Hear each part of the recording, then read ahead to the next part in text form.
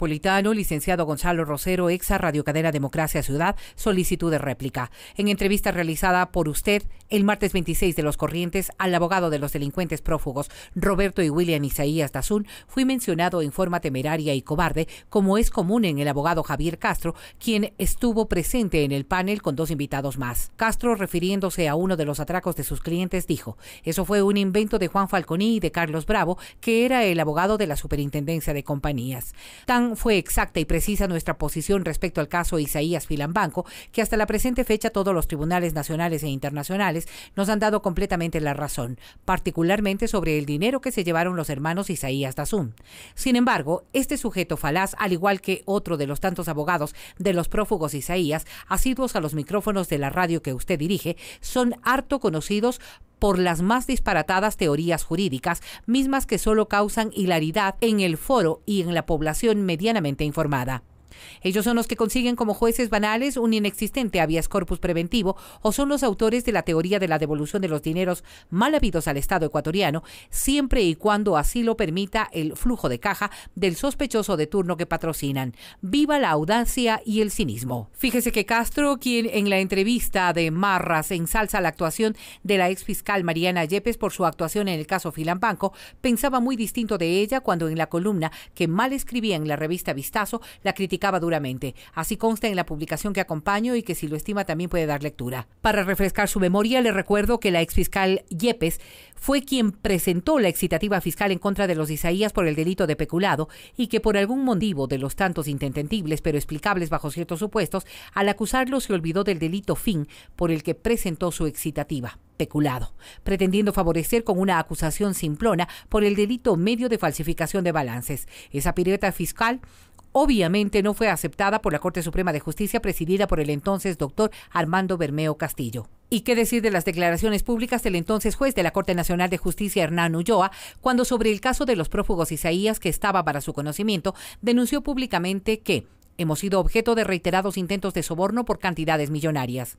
Estas declaraciones usted probablemente las tendrá en sus archivos, o si no, lo invito a que las vea en los archivos de Ecuavisa, correspondiente al noticiero del mediodía del 2 de abril del año 2016. En definitiva, Castro es aquel sujeto, otrora compañero de cuarto de Alexis Mera y de aventuras judiciales de Zavala, que a la menor oportunidad no tiene empacho en presentarle su infidelidad para saciar sus voraces intereses crematísticos. Le da lo mismo compartir defensas y luego, sin la menor erubescencia, contradecirlas. Presumo que el cuestionado empresario Topic le podría dar información más detallada con ello. Con base en mi derecho constitucional y legal, le pido que en similar horario y programa en el que Castro me aludió torpemente, lea esta corta misiva a su audiencia, que no le tomará más de 5 minutos comparado con los más de 60 que duró la entrevista en cuestión. Doctor Carlos Bravo M. Son las 9. Qué lindos ñatos, ¿no? Muy bien. Las 9 en punto de la mañana, como nos anuncia el locutor en off. Sigo yo, señoras y señores. Naturalmente el general Moncayo tenía que retirarse al cumplimiento de otra de los eventos que él, naturalmente, en medios o en términos de proselitismo. Compañero, ¿cómo está? Le correspondió abandonar nuestro escenario de comunicación. Y me he quedado con Carlos Andrés Vera. Voy a conversar también con Yanine Cruz. Y voy a conversar también con la candidata Paola Ventimilla. Yo quiero que tenga la bondad, compañero, desde la consola, de ofrecernos un poquitín de este reportaje tan impresionantemente logrado y pido con todo respeto que tengan la bondad de proveerme unos minutitos, ustedes de su tiempo, y luego nosotros del espacio de la cadena Ecuavisa y este genial programa 360 de horario dominical muy amplio y de gran expectativa y atención de nuestros compatriotas. Pues ahí nosotros nos fijamos los niveles de pobreza que le aludía yo esta mañana al candidato a la alcaldía de Quito, el señor Yunda, se refirió a ello, y al general Moncayo, que también fue uno de nuestros invitados. Al tenor de esta, sin haber observado seguramente Carlos Andrés de este programa, que habla de la pobreza, me fijé y dije colateralmente, hay este momento una preocupación de todo el mundo respecto a cómo se va agigantando la pobreza, valga la redundancia, de la gente pobre, y la preocupación de nuestra clase media respecto a lo que está aconteciendo en varios escenarios suburbanos, rurales, de todas las regiones de nuestro país, porque la Amazonía o la Amazonia no está libre también de este pecado original y capital que tienen todos los gobiernos que se han turnado en estos últimos años. Todas las agendas administrativas del Estado republicano ha fracasado en el combate a la miseria, porque no es pobreza, es una miseria infrahumana. Lo que vemos ahí, como decía Carlos Andrés hace contados instantes, son paisajes rústicos, horribles.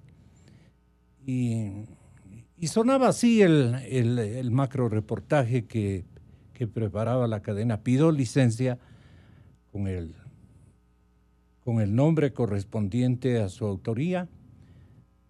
La niña, no me acuerdo, es la chica que nos dijo el compañero. Sí, ya me proveen del nombre de la reportera que preparó este trabajo.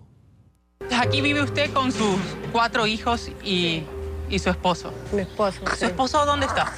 Ahorita está, dijo, trabajando. Tiene trabajo hasta mañana. Dijo, a veces por una semana, hay veces un mes, a veces queda 2 meses sin trabajo. Entonces, ya pues no tiene trabajo seguro. En la cocina, que también es el cuarto donde duerme, Carmen prepara el almuerzo. Es una sopa de sardinas que acompaña con arroz. Será un solo plato. La sopa alcanzó solo para los 3 niños y el esposo de Carmen. La más pequeña, de 1 año, duerme en la hamaca y cuando despierte solo tomará el seno de la madre y una colada. Carmen no comerá. El dinero que ganará el esposo por los 3 días de trabajo servirá para pagar los 2 meses de pensión de la escuela de uno de los niños, que no va a una pública porque la que le asignó la Dirección de Educación está lejos de su casa. Así que paga $20 mensuales por la escuela, $20 que no siempre tiene. A eso se suma la cuenta de la tienda donde fían, una planilla de $10 por 2 meses de luz, los pasajes para los 2 buses que debe tomar la hija mayor para ir al colegio, la medicina para el niño, los pañales para la bebé. La pobreza está constituida por unas cadenas que no se romperán mientras ellos no tengan un trabajo constante, que les permita tener ingresos permanentes que cubra sus necesidades básicas como los alimentos, una vivienda digna, salud, educación, transporte, vestimenta. Aunque no tienen asegurado nada de esto, para las estadísticas del INEC, ellos no serían considerados como pobres. Según el INEC, se considera a una persona pobre por ingresos si percibe menos de $84 mensuales por familia, y pobre extremo si recibe menos de $47. Esta familia puede percibir en un mes más de $100 y no cubrir las necesidades básicas, pero también ocurre que algunos meses pasan sin $1 de ingreso. La pobreza tiene varias manifestaciones, según describe Naciones Unidas.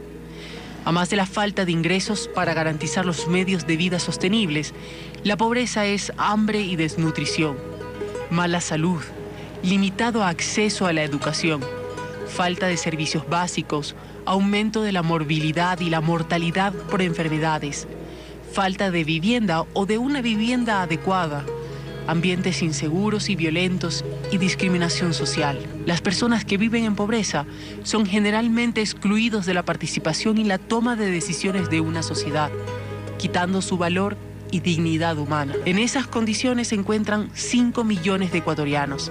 ¿Se imagina? Es como unir la población de Quito y Guayaquil. 5 millones de personas son pobres en el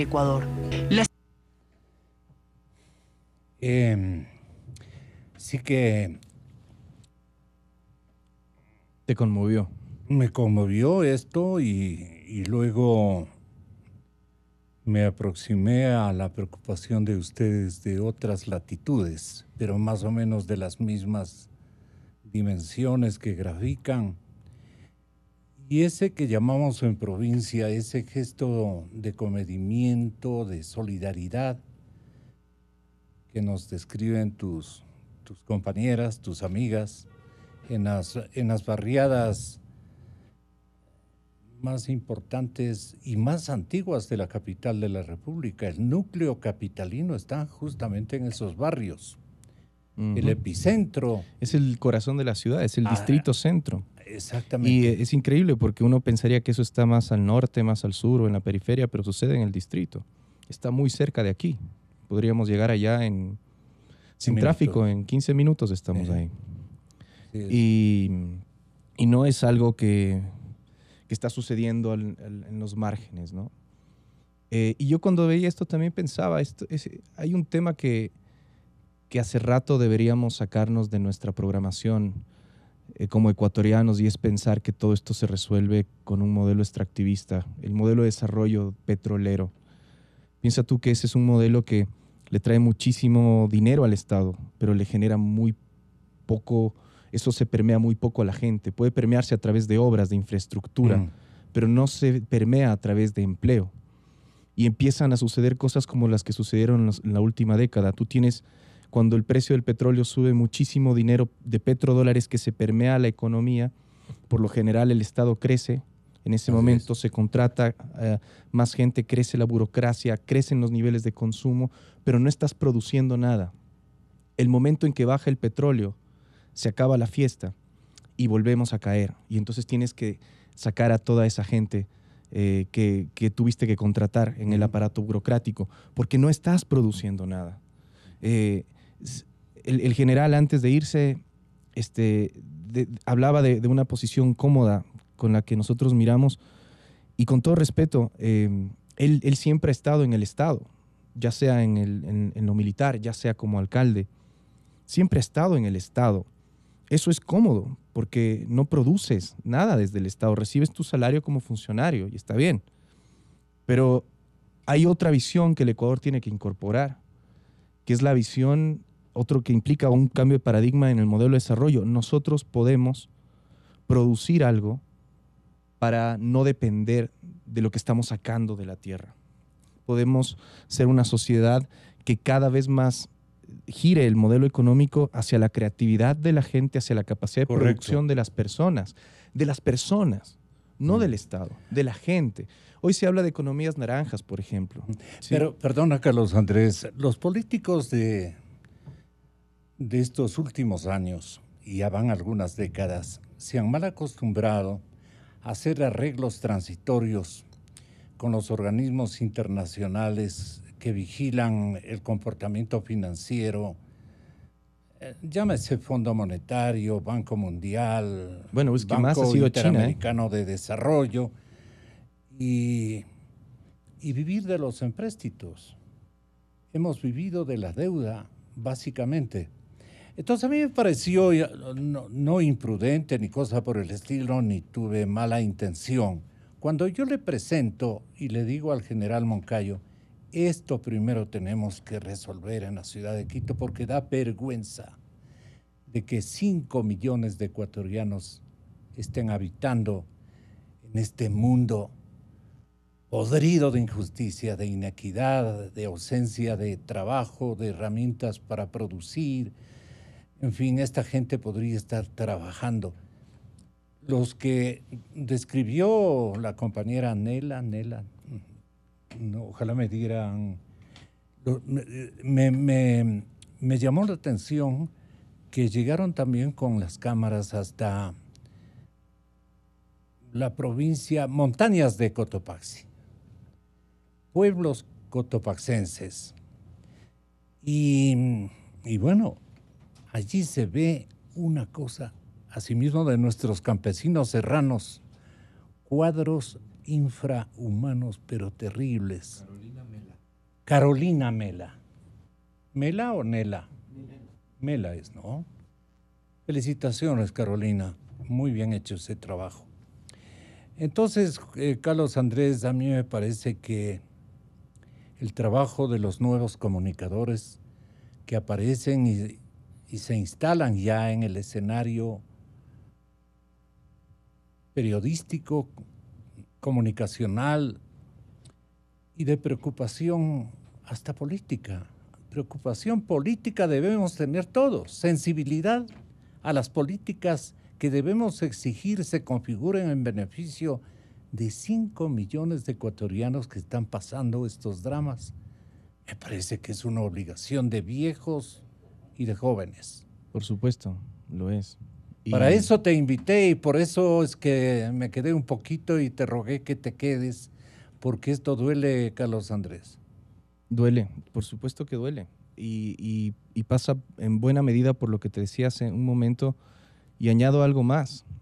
Y creo que es el gran cáncer, más allá del modelo de desarrollo, que es la corrupción. Creo que hemos sido testigos de 10 años de un Estado mafioso, de un partido político que se tomó el Estado para hacer negocios. El momento en que tú te tomas el Estado para hacer negocios y todas las obras tienen sobreprecio porque en cada obra hay un negocio, estás abocado a pedir crédito porque no hay presupuesto que alcance. Es decir, teníamos un petróleo de más de $100 y no alcanzaba. En ese momento fue cuando nos endeudamos con China. Y además en créditos que solo pudieron haberse dado con esquemas de corrupción, porque son tan lesivos para el Estado que ningún funcionario medianamente decente los habría aprobado en esas condiciones. A sabiendas de que ellos no iban a pagar. Es decir, créditos en donde pagas con petróleo a un precio que no te conviene, con intereses mucho más altos que los organismos multilaterales que tú mencionaste, en condiciones en donde hay partes de los contratos en donde dice que si el Estado no tiene dinero, China puede tomar de otros presupuestos del Estado para pagar. Es decir, hay tantas condiciones nefastas que solo se pudieron dar con corrupción. Entonces, un tema de modelo... Y con Correa. Bueno, así sale. Para mí él era la cabeza del aparato mafioso. La cabeza permisiva de un aparato mafioso. Y no solo permisiva. Tú no eres solo permisivo con eso. Tú eres parte de eso. Tú operas eso. Creo que terminemos también que sacarnos ese chip ingenuo de que él permitió muchas cosas y él no tenía nada que ver con esas cosas que permitió, no quiero por supuesto. justificarle por esa vía, pero... Sí, dejó que roben. Acá a este mismo programa ha venido gente de mucho honor, como Eduardo Valencia, a explicar cómo funcionaba ese aparato mafioso. Y muchísimos se jugaron el pellejo y hasta murieron denunciándolo. Así es. Por ende, cualquiera que muestre un interés en lo público tiene que honrar a toda la gente que se ha jugado tantos años el pellejo por exigir funcionarios públicos decentes y honestos. Entonces, para mí hay dos temas: un modelo de desarrollo equivocado, demasiado enfocado en el extractivismo, demasiado dependiente, por lo tanto, de los precios del petróleo, perdón, y por el otro, la corrupción. Cuando tú te pones a pensar desde la ciudad cómo resuelves esos temas, por ejemplo, en el municipio no puedes ya cruzarte de brazos y decir que el empleo no es una competencia municipal. Tienes que generar políticas, y hay muchísimas formas de hacerlo, productivas, que generen empleo. Así es. Un ejemplo, mira, cuando Moreno redujo el número de empleados públicos hace un año, muchísimos cantones alrededor de Quito crearon incentivos para que las industrias vayan a esos cantones a instalarse. Capital quiteño se ha ido de la ciudad, por ejemplo, La Favorita. Se han ido a cantones como Mejía. Industrias nuestras. Pero también se han ido a la Florida y a Panamá. No, de acuerdo, pero porque la ciudad no les brinda los incentivos para que se queden. En un mundo competitivo, tú creas condiciones para que esas industrias decidan trabajar aquí y contratan y de alguna forma absorban a esa masa de burócratas que está soltando la ciudad, que está liberando el Estado. O sea, los regentes de las urbes también son responsables. Por supuesto. Se cruzan de brazos, no tienen la visión, y Quito ha perdido sus industrias, o algunas de sus industrias más grandes, y está por perder otras. Entonces tú te das cuenta también que desde lugares como el municipio, con políticas correctas de incentivos, puedes, si no eliminar, acolchonar esos impactos que implican despidos en el sector público. Y luego crear políticas que generen emprendimiento, que generen empleo, pero enfocados en la creatividad y productividad de los ciudadanos. Yo creo que el Ecuador se sigue dando de cabeza con este modelo extractivista y, por supuesto, luego la corrupción. Paco Moncayo hablaba del Consejo. Hoy el Consejo de Quito es un nido de delincuentes, con honrosas excepciones, por supuesto, pero lo es. Tienes concejales con grillete, eso es inaudito, si es concejales que movieron más de 80 millones de dólares en sus cuentas, van a sesiones del consejo, un alcalde que se hace el desentendido, cuando él sabe muy bien que ha entregado competencias a concejales que los concejales nunca debieron haber tenido en primer lugar, concejales además que andan con chofer, todos tienen su chofer y su auto, concejales que tienen más asesores que un asambleísta. Es decir, el Consejo de Quito se convirtió en aquí me resuelvo la vida, aquí voy con todo. Yo siempre recuerdo a alguien que para mí fue un ejemplo porque lo vi como concejal desde muy chiquito, Alfonso Lazo Bermeo. Un señor, en todo el sentido de la palabra. Recuerdo en esos tiempos cuando él era concejal, vicealcalde, en la época de Rodrigo Paz. De honestidad. Un tipo de primera. Iban al consejo a servir a la ciudad y eso es lo que hacían. Maestro nuestro. A guiar además al alcalde, a marcarle la cancha, a ayudarlo, a ponerle los límites. Y hoy día es una fiesta el consejo. Hoy día es vamos a mover 80 millones de dólares en nuestras cuentas. Entonces, por un lado tienes un modelo equivocado de desarrollo y un desinterés absoluto por la gente de la que estamos hablando. Carlos Andrés, ha sido un privilegio tenerte esta mañana y ya te volveré a molestar otro momentito, como dicen. Muchas gracias. Se nos terminó el tiempo. Bien, solo te decía, para mí es un honor estar aquí con quien además se fajó tanto en una época de autoritarismo. Un placer. Gracias, Carlos Andrés. Así nos ha correspondido.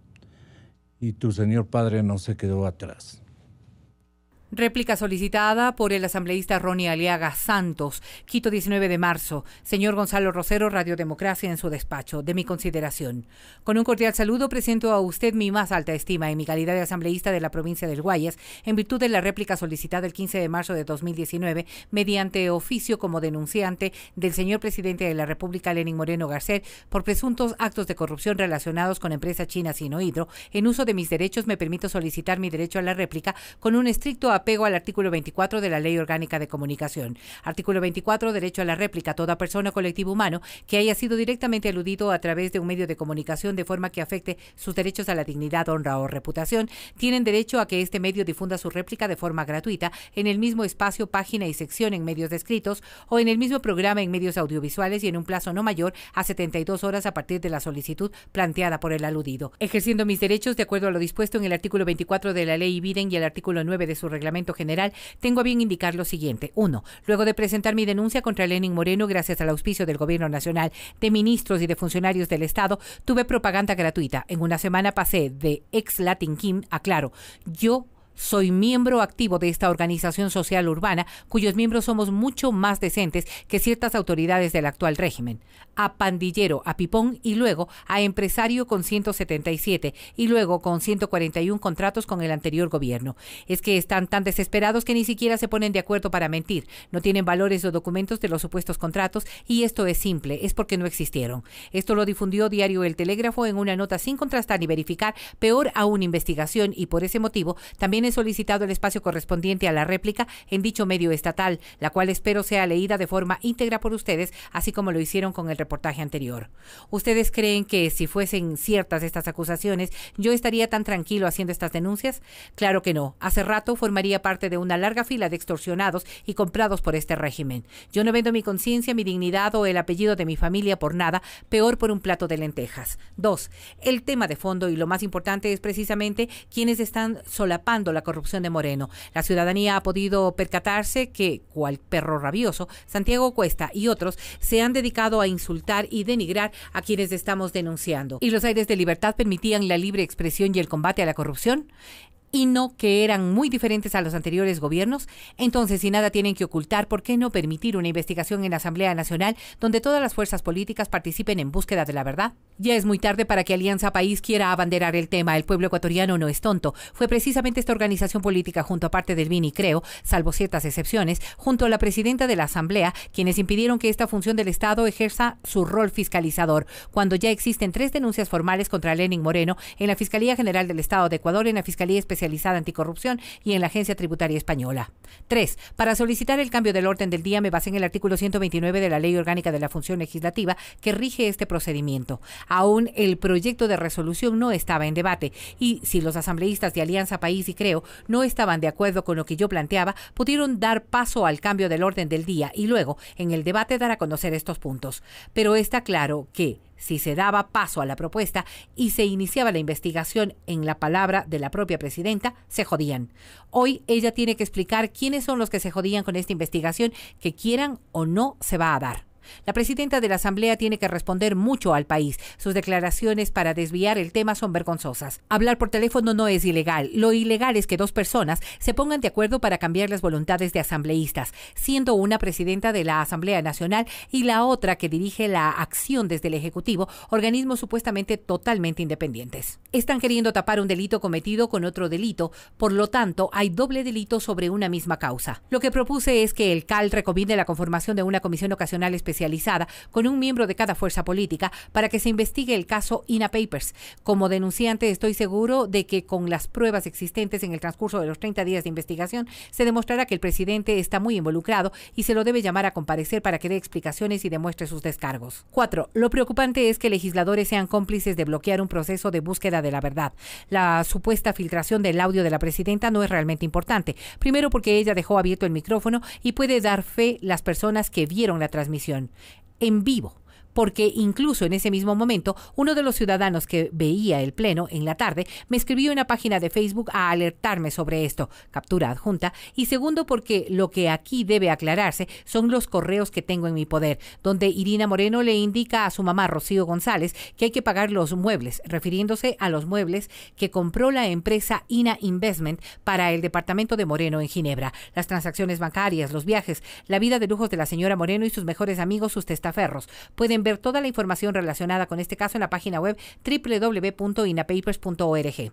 5. Es vergonzoso que mientras el país está sumido en una crisis de toda índole, donde se despiden a miles de personas del sector público, donde no existe incentivo para que la empresa privada genere fuentes de empleo, pero se les perdonan millones de dólares, donde la gente no tiene acceso a salud y educación de calidad, hoy la familia presidencial se dé la gran vida con dinero que proviene de la corrupción, como comer en vajilla de más de $3,000 o regalarle a la hermana de la primera dama una cartera de cocodrilo, etcétera. 6. Lo que debe quedar claro es que aquí nadie ha armado escándalos. Quienes se han escandalizado porque tienen que responder mucho al país son otros. Aquí nadie está en contra de que se investigue, pero que se investigue todo y apegados a la norma. Los que quieren escandalizar cualquier cosa son otros que, utilizando la coyuntura de que Darwin Moreno Garcés, hermano del presidente Lenín Moreno, sí, porque este es el gobierno del nepotismo vivo, es el segundo a bordo en la Contraloría General del Estado, se prestan para la persecución, para la difamación y para decir que existen más de 300 exámenes especiales con indicios de responsabilidad hacia los funcionarios del gobierno anterior y hacia el expresidente. 7. Hoy tenemos a una ministra del Interior que se dedica a hacer política y no a velar por la seguridad ciudadana.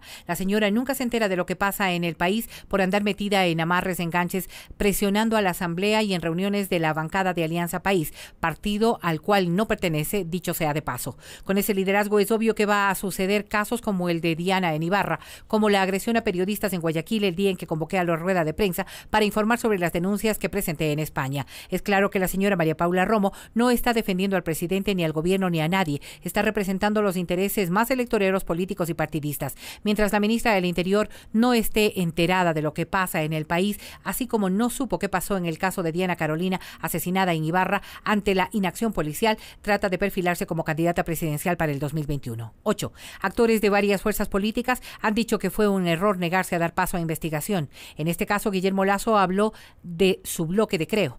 Le tomo la palabra, que rectifiquen y permitan investigar al presidente en el caso INA Papers. Y para finalizar, si estos actos que están siendo denunciados son cotidianos, como dice Elizabeth Cabezas, entonces de una vez cambiemos la Constitución, porque significa que el presidente no tiene inmunidad, sino impunidad. Saludos cordiales, ingeniero Ronnie Aliaga Santos, asambleísta por Guayas. Inicio de espacio promocional y publicitario. Y bueno, señores, continuamos.